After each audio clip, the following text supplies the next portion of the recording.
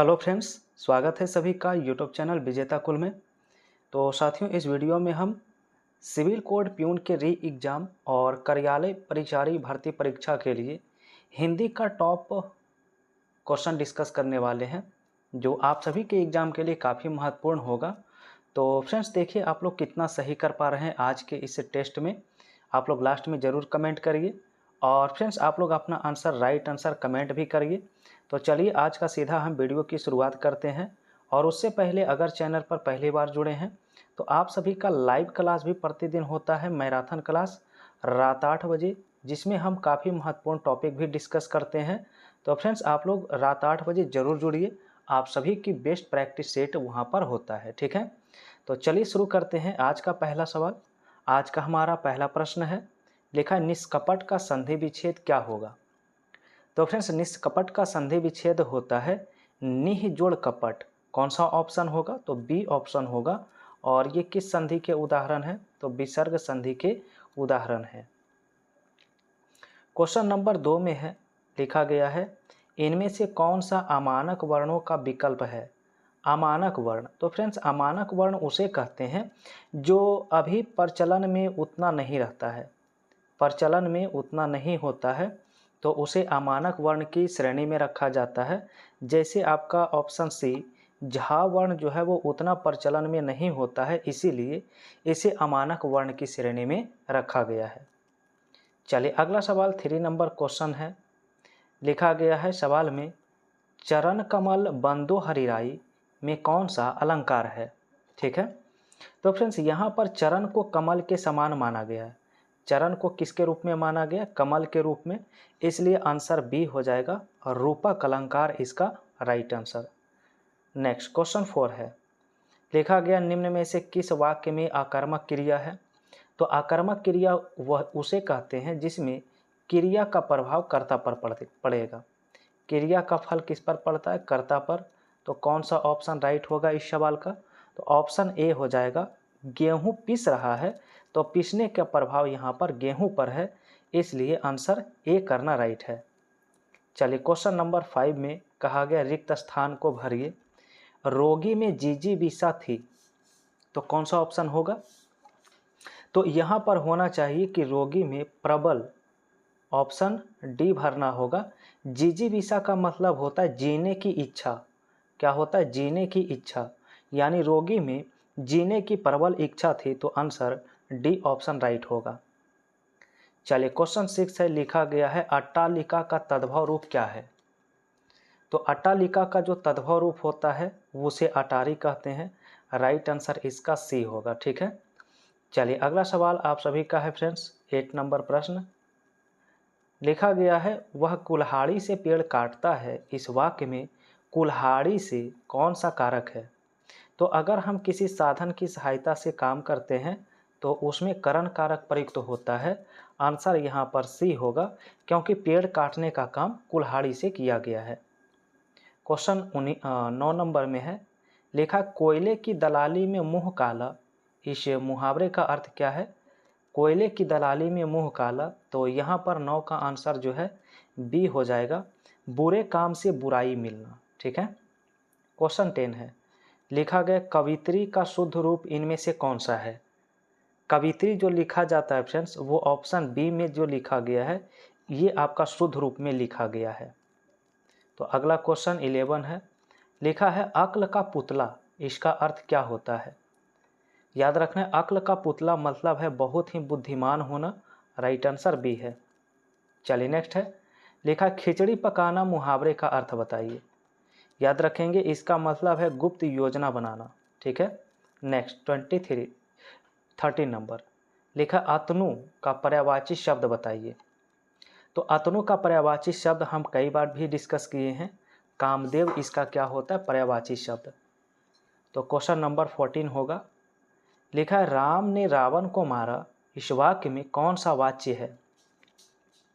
राम ने रावण को मारा, तो फ्रेंड्स यहाँ पर मारने का काम किसने किया है? राम ने। तो यहाँ पर कर्ता कारक कृतवाच्य हो जाएगा, क्योंकि काम यहाँ पर कर्ता के द्वारा किया गया है, तो आंसर ए हो जाएगा कृत्यवाच्य, ठीक है। चलिए नेक्स्ट क्वेश्चन, सवाल नंबर 15 होगा। लिखा है अस्पृश्य शब्द का विलोमार्थक शब्द बनाने के लिए किस उपसर्ग का प्रयोग करेंगे। याद रखेंगे अस्पृश्य का जो विलोम शब्द होता है वो होता है अस्पृश्य। क्या होता है? अस्पृश्य होता है। तो इसमें आपका आ यहाँ पर क्या हो जाएगा? उपसर्ग हो जाएगा। अगर विलोम शब्द बनाते हैं तो आंसर इसका डी ऑप्शन होगा। क्वेश्चन 16 है। लिखा प्रयत्न के आधार पर ला किस प्रकार की ध्वनि है। ला किस प्रकार की ध्वनि होती है? तो इसे हम पार्श्विक ध्वनि कहते हैं, पार्श्विक वर्ण कहते हैं। ए ऑप्शन राइट होगा। क्वेश्चन 17 है। लिखा है बहाव शब्द में प्रयुक्त प्रत्यय बताइए क्या होगा। तो बहाव में हमारा जो प्रत्यय प्रयुक्त होता है वो आप होता है। तो राइट आंसर इस सवाल का ए ऑप्शन होगा। और अगला सवाल 18 है। लिखा है वह आजकल दिल्ली में है। इस वाक्य में रेखांकित शब्द आजकल क्या है। तो फ्रेंड्स आजकल यहाँ पर जो है ये समय का बोध करा रहा है। क्या है? समय का बोध करा रहा है। इसलिए आंसर हमें सी करना होगा, क्रिया विशेषण। कालवाचक क्रिया विशेषण हो जाएगा यहाँ पर राइट आंसर। ठीक है, चलिए अगला सवाल 19 है। लिखा है चौमासा में कौन सा समास है।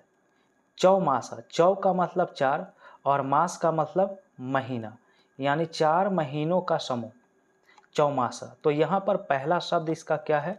संख्यावाचक है। तो इसलिए पहला वाचक संख्यावाची होने के कारण इसे द्विगु समास कहते हैं। राइट आंसर सी ऑप्शन होगा। तो अगला सवाल 20 है।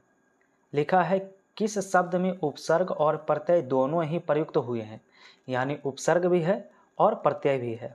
ठीक है, तो यहाँ पर फ्रेंड्स आपका स्वच्छंदता जो लिखा गया है इसमें आपका दोनों होगा, उपसर्ग भी इसमें लगा हुआ है और प्रत्यय भी है। ठीक है, तो इसलिए ऑप्शन यहाँ पर बी होगा, स्वच्छंदता यहाँ पर राइट आंसर। तो नेक्स्ट क्वेश्चन 21 है। लिखा है निम्न में से कौन सा शब्द कृदंत प्रत्यय से बने हैं। कृदंत प्रत्यय किससे बने होते हैं? तो धातु में, मूल धातु में जोड़कर प्रत्यय जो बनाया जाता है उसे कृदंत प्रत्यय कहते हैं। जैसे यहाँ पर बिकाऊ आपका राइट आंसर होगा।